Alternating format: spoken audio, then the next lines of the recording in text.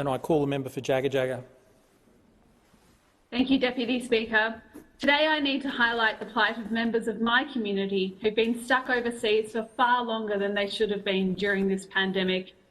Australians who, through no fault of their own, have been shut out as our borders closed and who are now in very precarious situations.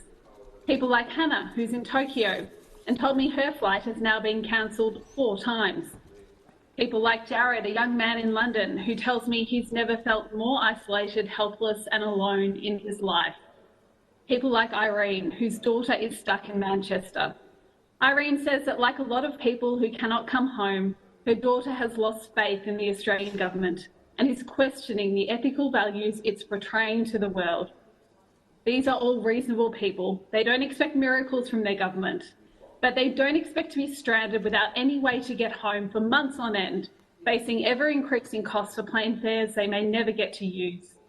And is it any wonder they're losing faith when they see reports today that Tony Abbott's been able to fly between Europe and Australia not once, but twice during this pandemic?